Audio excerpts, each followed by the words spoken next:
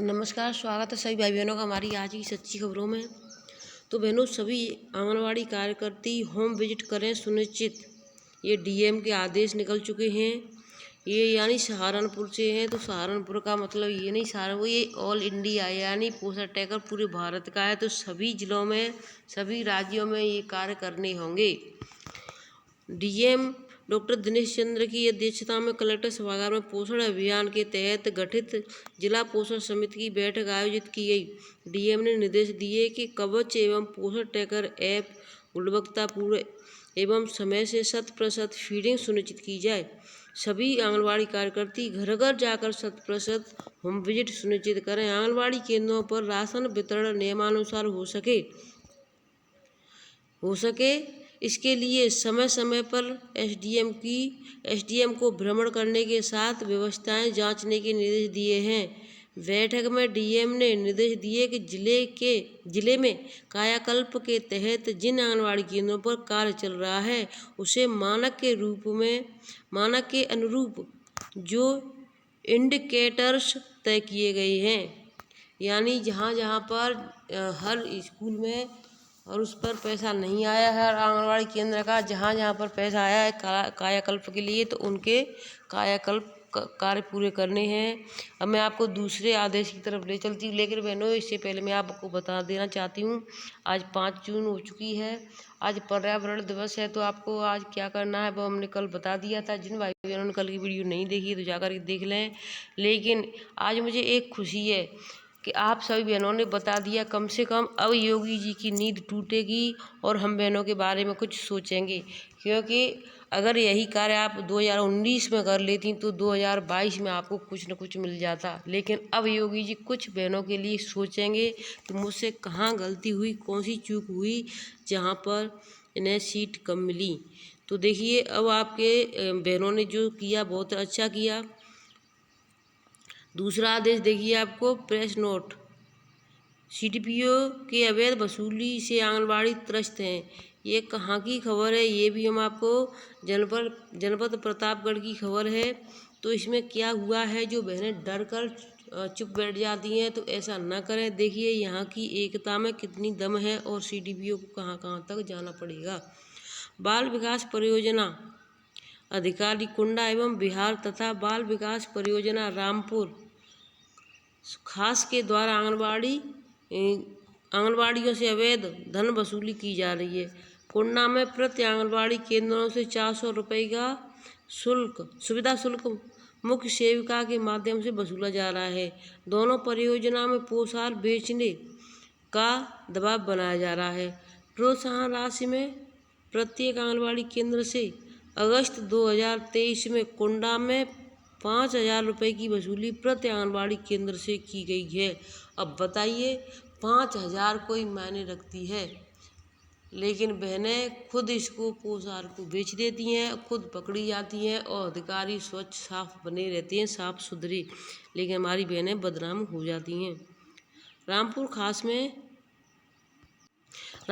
खास में हॉर्डकुक रजिस्टर वो सामग्री आंगनबाड़ियों को देने के लिए आयात है, उसको देते समय मुख्य सेविका द्वारा 1,000 रुपये की वसूली सीडीपीओ के कहने पर की जा रही है, जिसकी जानकारी जिला कार्यक्रम अधिकारी को नहीं है। अगर यह वसूली बंद नहीं की जाती तो आंगनबाड़ियाँ धरना प्रदर्शन करने के लिए वह मजबूर होंगी, जिसकी समस्त जिम्मेदारी शासन व प्रशासन की होगी, जिसकी सूचना आंगनबाड़ी संघ के जिला संरक्षक श्री प्रेम शंकर पांडे द्वारा शासन को भेजी गई है।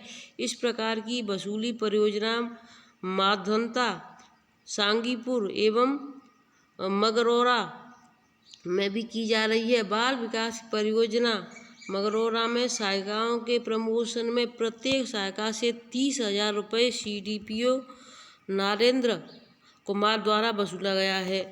जनपद प्रतापगढ़ की एक ही परियोजना में 5 साल से लेकर 20 साल तक बाबू मौजूद है, जिसका रिकॉर्ड देखने से बिल्कुल स्पष्ट हो जाएगा। केंद्रों की स्थलीय जांच करने पर अपने आप सब स्पष्ट हो जाएगा। एक सीडीपीओ को 2 परियोजना का चार्ज दिया गया है, मात्र आंगनबाड़ी का दोहन करने के लिए, जबकि यह शासनादेश के विरुद्ध है, जब उसी परियोजना में स्पष्ट मुख्य सेविका को प्रभारी बनाने का आदेश है। अधिकारियों द्वारा केंद्र बंद की जाने की धमकी दी जाती है, जिसके कारण आंगनबाड़ियां नाम न छापने का अनुरोध किया है। यानी कि जो बहनें जिनसे वसूली की जाती है सबसे की जाती है, इसलिए बहनों ने मिलकर ये किया है किसी का नाम न लें, क्योंकि उन्हें केंद्र बंद नहीं, ये तो उसमें गलत लिख दिया, यानी उनको सेवा समाप्त करने की धमकी दी जाती है। आपकी सेवा समाप्त करवा देंगे, आपका मानदेय रोक देंगे, अधिकारी यही करते हैं। दक्षिण भारत की तहत उत्तर प्रदेश में भी आंगनबाड़ियों को ग्रेच्युटी देने की मांग की गई है, जिसे आंगनबाड़ी के हित में लागू होना चाहिए। तो देखिए बहनों, केंद्रीय कर्मियों की ग्रेच्युटी बढ़कर 25 लाख तक हो गई है, यानी उनकी जो ग्रेच्युटी लाभ था वो कम था, अब उसको बढ़ा करके 25 लाख कर दिया। 1 जनवरी के बाद रिटायर हुए हैं तो हकदार, यानी 1 जनवरी 2024 के बाद अगर वो रिटायर हुए हैं तो उनका भी हक बनता है कि उनको भी 25 लाख मिलेंगे। करीब 35 से 55 लाख कर्मियों को लाभ मिल सकता है। आम चुनावों के बीच केंद्र सरकार ने अपने कर्मियों को तोहफा दिया है। केंद्रीय कर्मियों की ग्रेच्युटी को 20 लाख से बढ़ाकर 25 लाख करने का फैसला किया है।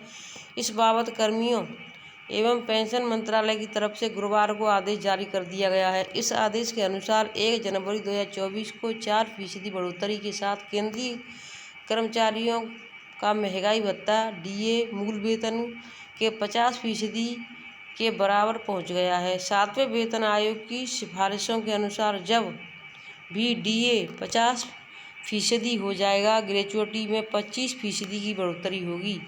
इसी के मद्देनज़र सरकार ने आदेश जारी कर 1 जनवरी 2024 से ही ग्रेच्युटी को भी बढ़ावा देने का फैसला लिया है। इससे पहले तक केंद्रीय कर्मियों के लिए अधिकतम ग्रेच्युटी 20 लाख हुआ करती थी। तो देखिए, केंद्र सरकार यानी मोदी सरकार ने अपने यानी केंद्र के जो कर्मचारी हैं उनको 20 लाख से बढ़ा करके जो ग्रेच्युटी है उसे 25 लाख कर दिया है। लेकिन आंगनबाड़ी बहनों के लिए कोर्ट कहता रहता है, उसकी कोई सुनवाई नहीं होती है कि 3-3 लाख 4-4 लाख या 10 लाख हो जाएं। अरे हम तो 10 नहीं, कम से कम 5-5 लाख हो जाए, कम से कम हमारी आंगनबाड़ी बहनों का बुढ़ापा है वो सही से निकल जाए।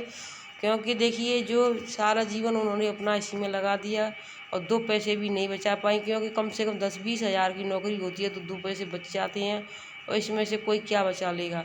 तो बहनों, फिर मिलेंगे आपसे नई अपडेट के साथ, तब तक के लिए धन्यवाद।